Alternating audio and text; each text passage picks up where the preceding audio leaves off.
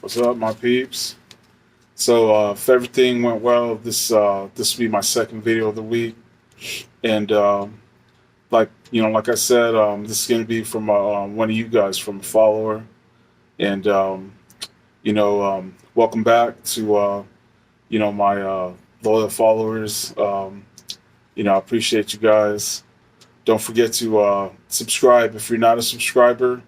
Hit like and comment. And so, this first one, I believe, is going to be a trucker story, and then he sent me another one that's about his time as a volunteer firefighter. So this is how his story goes. It says, "I'm from Missouri, and so is the company I drove for. I normally cross state lines, but sometimes I pick up and deliver in my home state. This story is one of those times."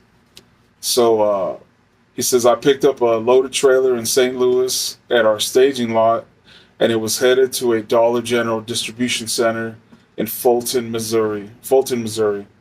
Um, I actually did my AIT when I was in the Army Reserve in Fort Leonard Wood, Missouri. So I'm not sure how far away that is from that. But anyway, so he says I made my delivery there, and afterwards had to run down to Springfield, Missouri, to pick up a load of ice cream the next day.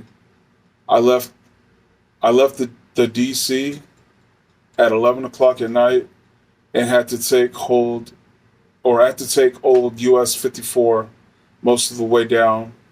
There was this hang on a sec.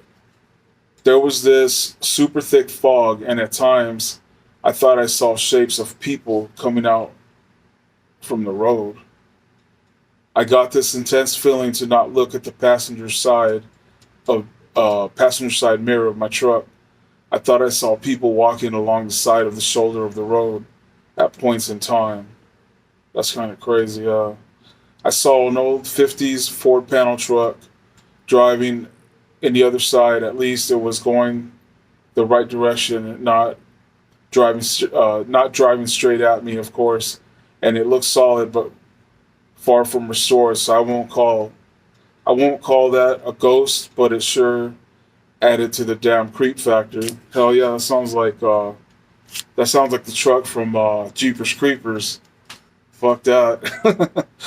But anyway, so any old vehicle like that on any old road at night will logically give a person a creeped out feeling to some degree.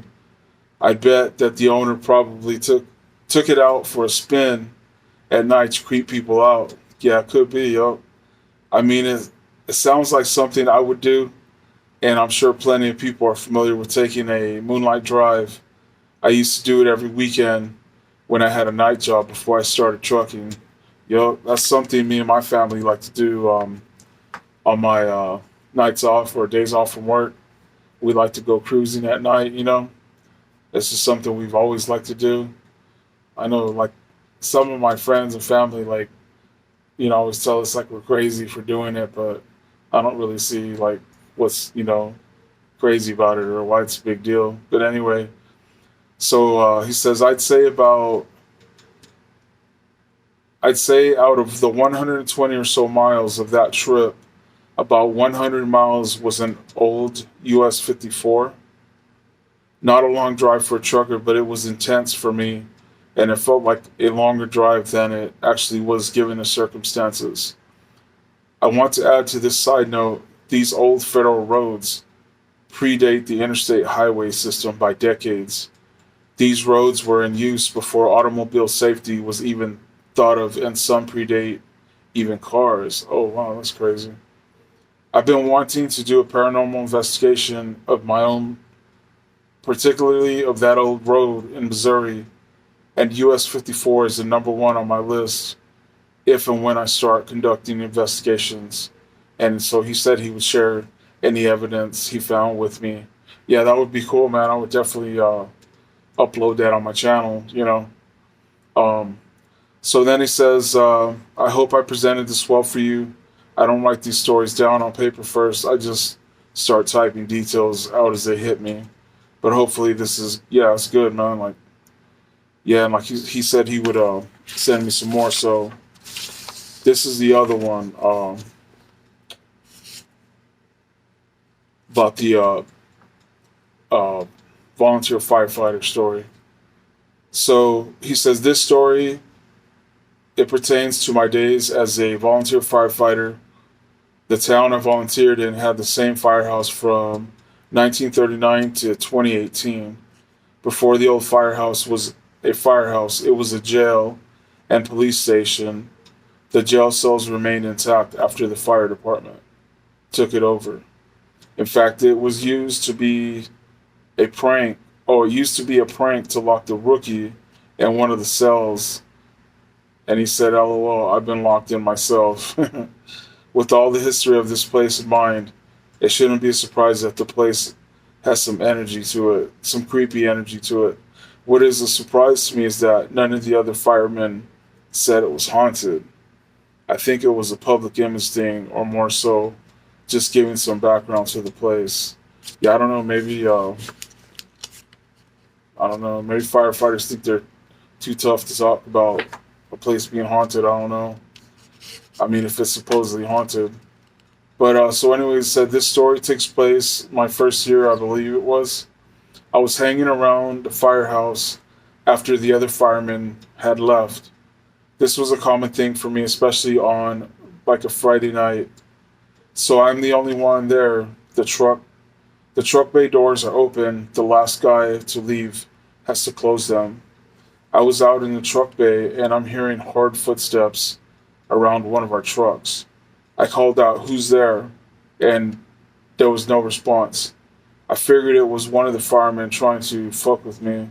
So I go close both the bay doors and I try to sneak around the other side of the truck. And then I heard more footsteps go by. I see no one. So I go completely around the truck and I hear those same loud footsteps. The pages got stuck together. I know there's nobody else in that building with me. I chase those footsteps around that truck, then the one next to it. If there was someone in there with me, I would have caught them. The truck bay was the biggest part of the building, and it wasn't big enough to go hide in without being caught by somebody. So I guess it wasn't that big. And if somebody was getting out of the truck bay, they would have had to open the bay doors or the smaller doors between them. So I got angry and scared. You know, I guess he thought somebody was fucking with him, right? So I walked around the bay, cussing up a storm. I made a pass by the back of the truck bay. I was looking around, and I saw that our air bottle refilling station for our packs had a closed chamber. The chamber is where the air bottles get put in. Then you hook them up to air nozzles.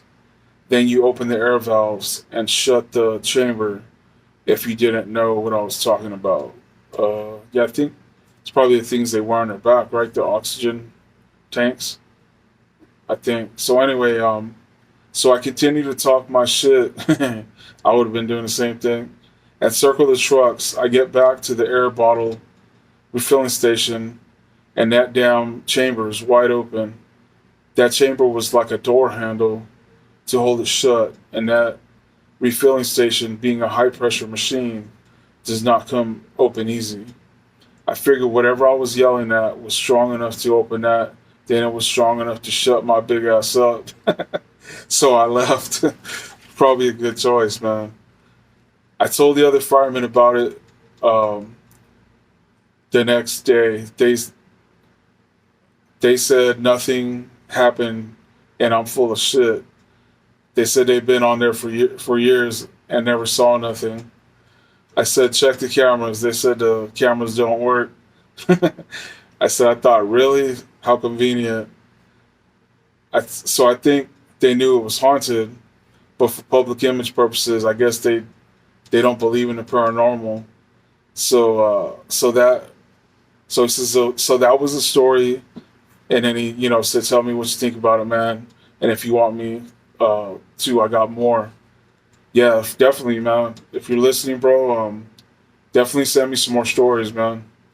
I would love to read them. And like like I said to my other listeners, like if you got any prison or paranormal or I mean any kind of interesting story, man, it's like you think would be cool for me to read, send it to me.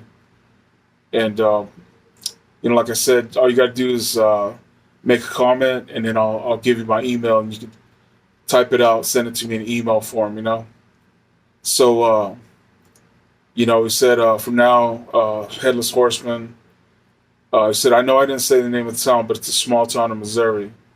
So hope you guys like his stories, and like I said, man, I would love to read some more of your guys' stories. So if you got them, send them.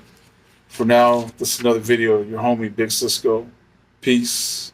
Oh, don't forget to hit like, subscribe, and comment. Later.